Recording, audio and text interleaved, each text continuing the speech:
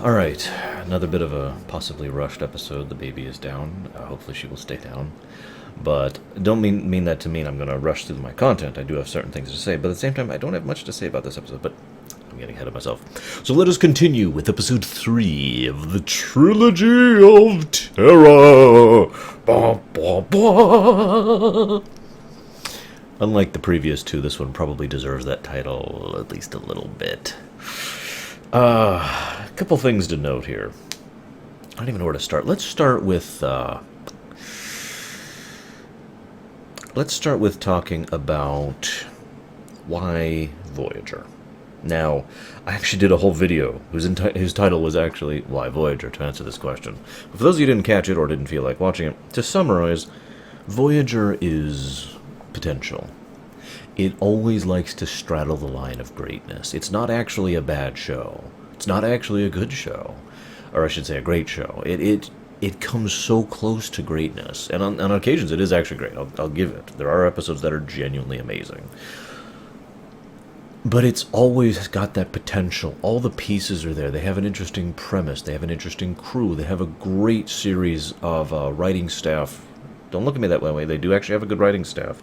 They just had some limitations behind the scenes, but I'll talk about that in a moment. They had great actors who had great chemistry on the camera. And they had a great series of directors working on the stage. So all these pieces were in place for this to be a wonderful hallmark series for Star Trek. Some people have argued, and I agree, that if Voyager had been as amazing and as popular as TNG, or at the very least as popular as DS9 was, Star Trek may have been able to endure the Nemesis disaster. I don't know. It is debatable, since that was several years later, but there's no denying that it would have helped. But most people think of Voyager like the same way they'd think of Dragon Age 2. And ironically, the similarities between the two are stark. The fact that I still enjoy Dragon Age 2, the fact that I still enjoy Voyager, despite the fact that in both cases they were on rush deadlines, there was lots of executive meddling, and they were very hampered in their production. In both cases, they still managed to put out a piece that I actually do, overall, consider a net positive. That speaks something to the creativity and the quality of the work that some of the people involved are capable of producing.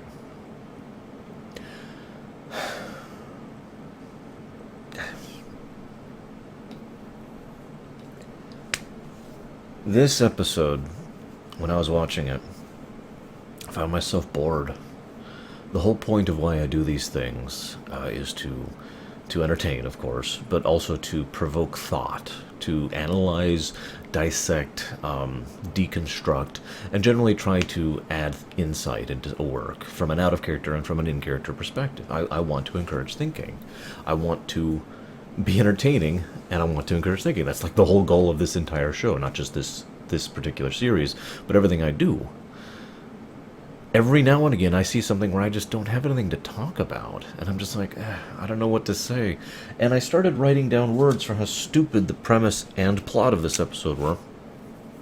And I realized, I don't know, at about the 20-minute mark, that I had no notes. I had like 4 notes about the behind-the-scenes insight, and then I had words like ridiculous stupid, or retardidulous, and so forth and so on. I'm not going to give you all of them. What the hell, you know? So then I started really thinking about it, as is my particular idiom. And this episode should have been amazing. It takes an idea that was once tried, or rather almost tried, on Deep Space Nine, and in both cases, the original intent was actually called back. It was revealed to be a lie, and the character went back to the default state. I'm referring, of course, to O'Brien, There was going to be an episode where it was revealed O'Brien was always an agent, a Cardassian or whatever. And in that case, and I feel strongly on this, I feel that would have been bad. They agreed. Everyone agreed. That would have been a terrible idea because O'Brien was such a down-to-earth, good, relatable family man, good husband kind of character. Just that very everyman kind of guy, that adding that kind of thing to his character, that wouldn't have worked. That would have destroyed what we had of his character, and not just in Deep Space Nine. Let's not forget O'Brien was in TNG as well, quite a bit. Quite a bit, I might add. So they wisely decided against doing that.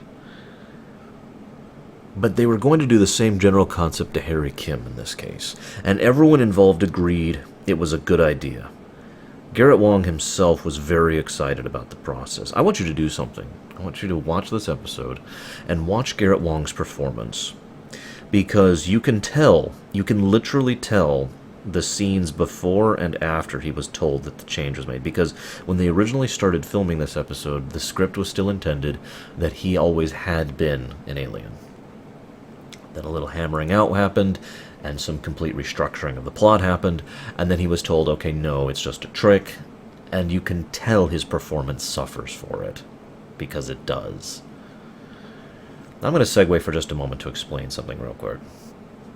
Towards the end of the episode, I found myself postulating, but I've often said that there's a difference between reading into something and making something up. I don't know how to describe it, it's just something I've always felt. I can always tell when I'm making something up or when I'm reading into something. It's a completely different feeling from my perspective internally, right? So, oftentimes, the vast majority of the time actually, I'm reading into things because I can speak to the quality of the work and I can say, yes, this was done deliberately. Vast majority of the time. And then there's times when I'm just making stuff up, and I clearly felt like I was just making stuff up in this episode, and it can all be explained by what went on behind the scenes. This is probably the most grade A textbook example of executive meddling I've ever seen. We don't know exactly what happened, and nobody involved is really talking about it. Lisa Klink herself has basically refused to talk about this episode, and a lot of people expressed frustration because there was executive meddling. The only quote that I found, and this is repeated on the wiki actually, because I usually try not to check the wiki, but whatever. The only quote I could find was that the executives had ordered, and I quote, more sex and more action.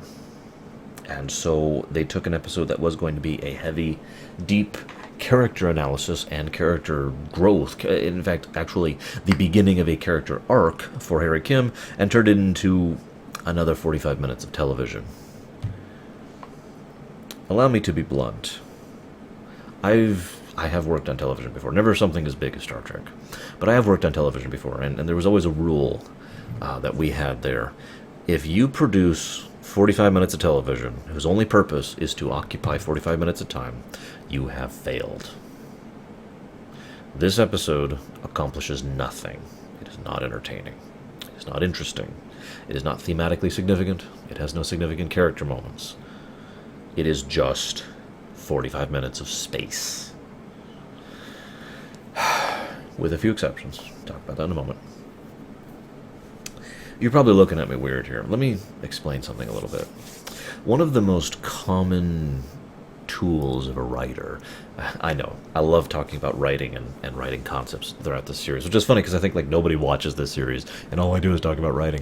One of the most common writing ideas is to, when you're making a character, make a few bullet points basically. ...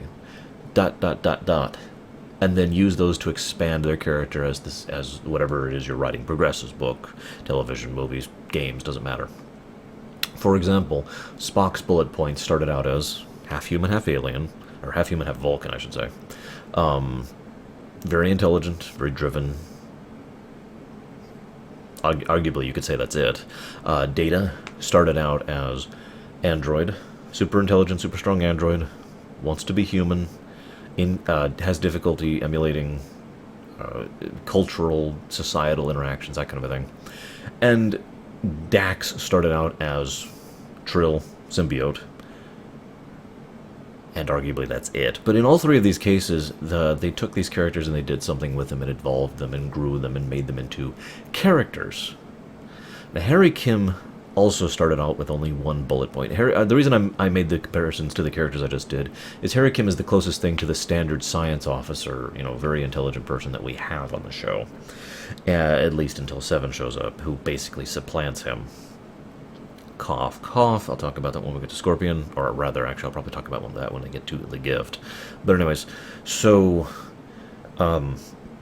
Harry's only real bullet point was fresh out of the academy. And yet the thing is, they could have still done something with that. The problem was they had to do that back in Season 1. They had to actually do something with, a fresh out of the academy, naive, bright-eyed, I can't wait to explore the universe, getting flung into arguably among the worst situations possible. Probably the only situations that would actually be worse than being so far away from home you may never see it again include the Borg and all-out war with the Dominion. Irony. Anyways, point being that the irony, if for those of you who don't get it or don't watch Star Trek, is that if he had not been on Voyager, he would have guaranteed been in one of the other two scenarios. So, but anyways, the point is there's still a lot you could do with that. There's still a lot of potential with that, and they didn't use it. So Harry Kim has never actually been able to evolve into a character, whereas they've been trying to flesh out most of the other characters throughout their series of the show. So it was about time, for God's sake, it's season 3, it's about time to finally go out and start fleshing out additional characters. In Voyager's defense, it took a while to flesh out ancillary characters on previous shows as well. How long did it take for Worf to go from being Microbrain to being Worf, the Awesome? I don't know what else to call him because he's just awesome. How long did it take for Beverly Crusher to actually flesh herself out, or LaForge, So it's kind of understandable if only they'd been allowed to do it. The thing is, as I mentioned before, doing this kind of ultimate, the character was never what you thought they were thing to someone like O'Brien, a firmly established character with several years of screen time to him, and he was the everyman. That was in contrast to what they were doing with him. But Harry Kim has nothing other than the naive academy student who happens to be really smart. Think about the potential that means. He was always an alien. Now, of course, you have him leave on Voyager, of course you do. But that was the original intent of the script. And as I think I mentioned already, I don't remember if I said this, I was practicing the script in the shower just now. I don't have a script. I was practicing this episode in the shower. Garrett Wang was excited about doing this. He was ecstatic. He was like, yeah, this is going to add so much, and I'm going to be able to play this basically new type of character, and it's going to be great. More sex, more action, bam, reset button. And thus Harry Kim never actually becomes a character. Not really. He has a few good moments, and he does, but he never really fleshes himself out. And I put firm hatred of that fact onto most of the producers and a few of the writers. Some of the writers liked doing stuff with Harry. Most of the writers found him boring to write for. And that's their fault. Moving on. Okay. I mentioned in the previous episode that I didn't even want to talk about how incredibly stupid the physics were. I'm just going to kind of say the same thing here. I really don't want to talk about how dumb this episode is. It is ridiculous. It is ridiculous, for God's sakes. It is incredibly stupid. It is mind-alteringly stupid. Like, okay, once upon a time, a while ago, I looked up a list that people had voted in to say their favorite to least favorite of all the Voyager episodes, and Scorpion was at the top, of course it was. Just because I was curious of what other people thought. Threshold was at the bottom, where it should be. But Favorite Son, this episode was the number 2 slot, the second worst episode, according to popular vote, of Voyager. Now, when I originally saw that, this was several months ago when I was looking up for something else, when I originally saw that, I was like, oh, wow. Wow, because I barely even remembered this episode. I was like, yeah, Harry's another alien, but then he isn't, and then harpies. Rewatching this episode, it becomes more obvious, because this is just a bad episode. It is a dumb premise, and they don't do anything with it. Remember I mentioned earlier, all they do is occupy time. The plot is ridiculous. the plan of the alien villains is ridiculous and actually doesn't make sense. The antagonist who fights us and then talks with us and fights them, no sense making there either. And there's no thematic significance. The episode itself makes a deliberate call out to Odysseus, and that's kind of it. And there's no real character growth or characterization in this episode, with the one exception, which I'm still building up to. And the setting isn't really built up by this episode, so it really accomplishes nothing in all 5 of the points of story. And it's not really that entertaining to just watch, so I mentioned I'd go ahead and explain this. It makes a lot of sense when you consider the fact that the script was altered while they were already in progress of working on it. You can kind of feel it if you're watching this episode. The pieces that don't fit were clearly grafted on to accommodate the new idea of the story. Because certain elements, if you removed them, the rest of the story would kind of fit together better. Especially if you replaced them with Harry always was an alien. But the way it is, we've got this half-grafted episode, which is completely incongruent with itself and doesn't make any freaking sense and is just redunculous. But I digress. So, I just gotta get a few, I'll just call them nitpicks, out of the way. So here we have yet another ship that can kick Voyager's ass. And then Voyager hits them with one shot and the ship goes away. After getting their ass kicked for like 90 seconds. And that's what more action means? I'm going to let you hit me for a minute and a half, and then I'm going to tap you back, and you're going to run crying?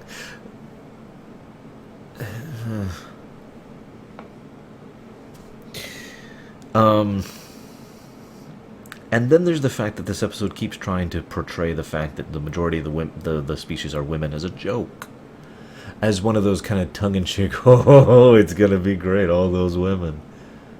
That is so goddamn stupid, I don't even know where to begin. In Fallout 3, forgive me for the segue, there are 2 vaults. Not control vaults, test vaults. One of them has 999 men and 1 woman. And that sounds horrible. I bet you the moment you heard me say that, you were like, you just kind of cringed a little bit, right? The other one has 999 women and 1 man. Whenever I mention that to someone, very few of the people I mention it have that automatic same cringe thing because of the way, I guess, gender politics is the way to put that, exist in the modern era. But every now and again I get someone who thinks about it and goes, oh God, because that's horrifying, if you really think about it. It is just as horrifying as the reverse. And for basically the same reasons, when you think about it. 90% of the women being, or the populace being women is not a good thing. It is also not conductive towards, I don't know, societal balance or genetic balance. It's the only thing that made me think in this entire episode was the entire concept of a culture devoted towards literally stealing genetic diversity from other species, even though they admit in the episode that they actually destroy that genetic diversity by forcing them, thanks to the retrovirus, which is just magic. And let's just call it what it is. It's just frickin' magic. Not magic as in something that makes sense. Magic as in confetti flying out of their hands. Magic. Anyways, so this retrovirus just completely destroys them to the point where they have no genetic diversity. But again, whatever. Just doesn't make any sense. But yeah, the idea of a culture that goes out of its way because of their what I would actually refer to as a defect in their biology, their basic structure, that forces them, it's like the genophage situation in a way from Mass Effect, except expressed differently. Because if you think about it, if we on Earth had a 90% to 1 to 10% ratio of females to males, we'd die out. Okay? That's what would happen. We as a species would go genetically defunct and lose any concept of diversity within the gene pool within a very short period of time. So I'm with it. I'm actually with the idea of them stealing people from other races and using them to augment their own diversity. In fact, the Asari, to go back to the Mass Effect example, do kind of the same exact thing, and for basically the same exact reason. And it's interesting.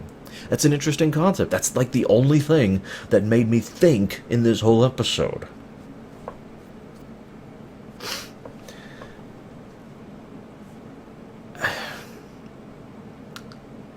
it's interesting because I was thinking about their plan, their plot, and the horrible irony is their whole convoluted magic retrovirus thing is kind of unnecessary when you think about it.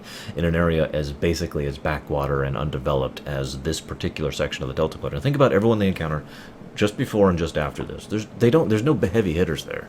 There's no one particularly advanced, even though their ships can beat the crap out of Voyager. But whatever. So why not just literally offer? Have people, do you want to come here and add to our genetic diversity?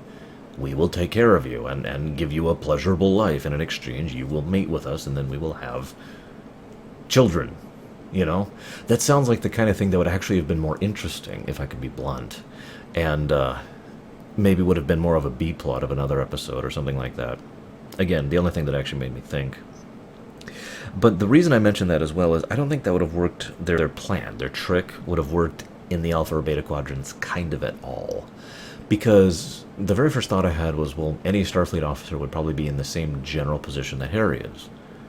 Let's be honest, Starfleet, I know, Starfleet can be a joke, especially when the writers don't know what they're doing, but the idealized version of what Starfleet should be, and indeed in many cases is, I point to the Dominion War again, Starfleet really showed their chops there, is people who are dedicated, have loyalty, have determination, have a degree of oomph behind them, that wouldn't be tempted by the siren call like this. I mean, yeah, at first. Of course they would at first. Ryza is a thing.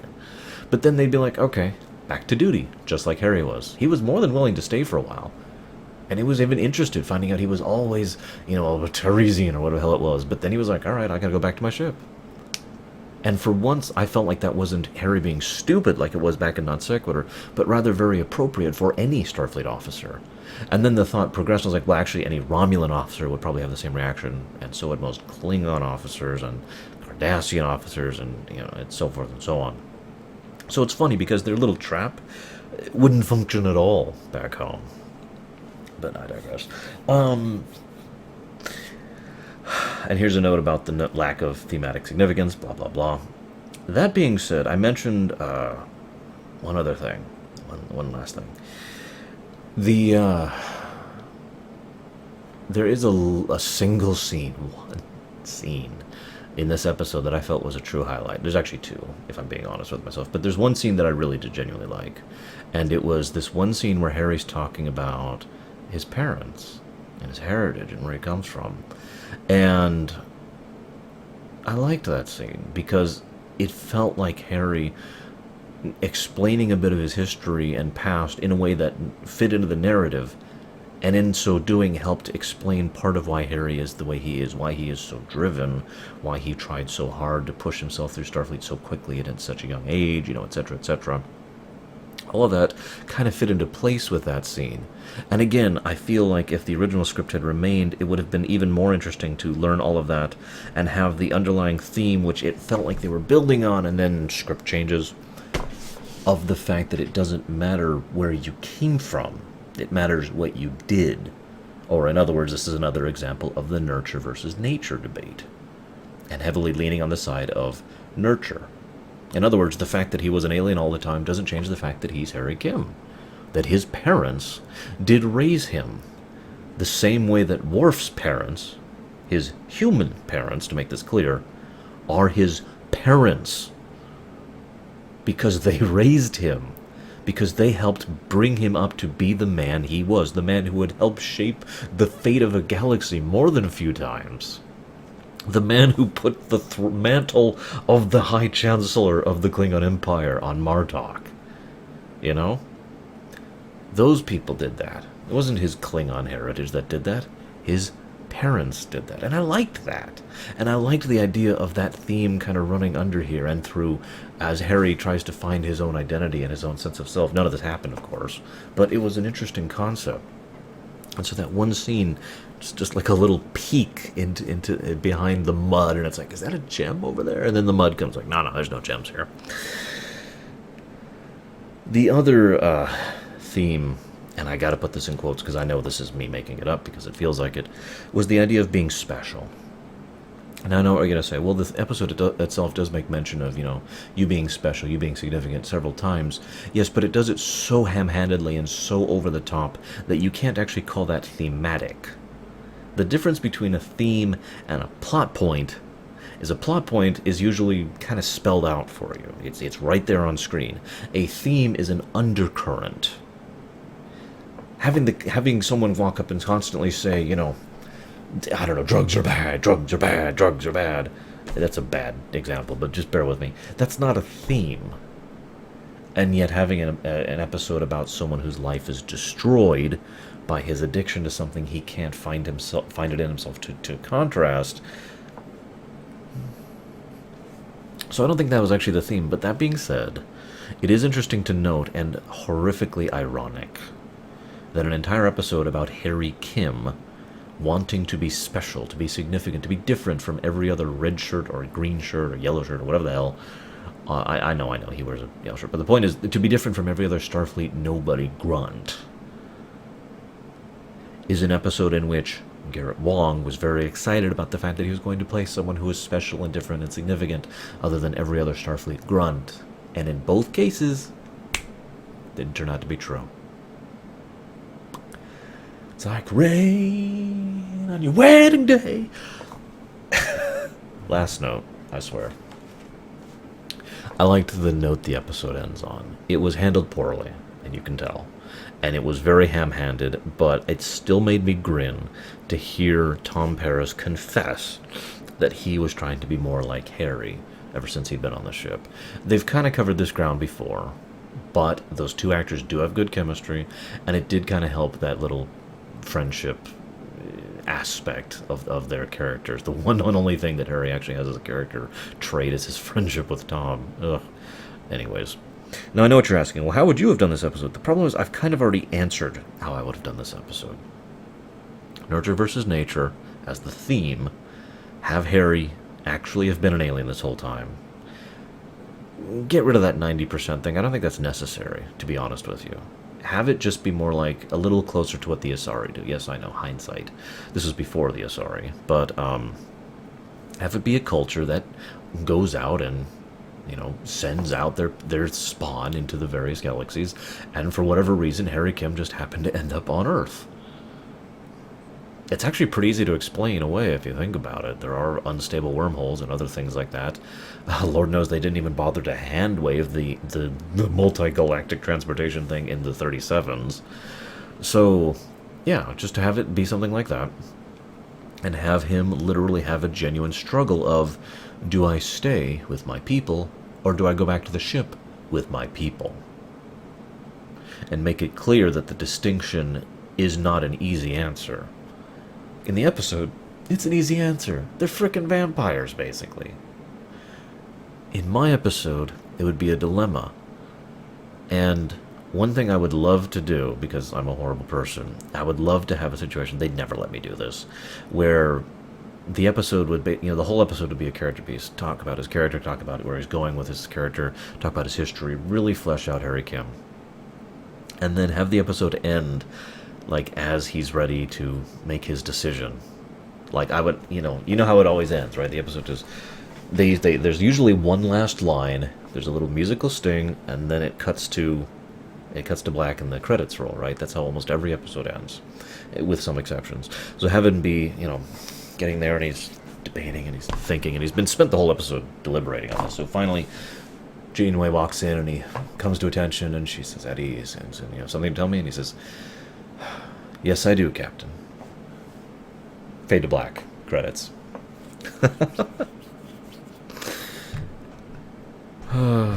The irony of what I'm saying will be more apparent when we get to Scorpion, for those of you who don't get the joke. Right. I'll see you one next time. You're important to us. That's what my human parents used to say to me. How special I was. They'd been trying to have a baby for years until I came along. They called me their miracle child. They were right. They spoiled me rotten, making sacrifices so they could give me everything I wanted. Sounds like you were pretty lucky. They loved you. But I never felt like I deserved that kind of devotion. I didn't see what was so special about me. I used to imagine that I had these hidden powers. I'd grow up to be stronger than a Klingon or able to read people's minds. Anything to make me more than just an average kid.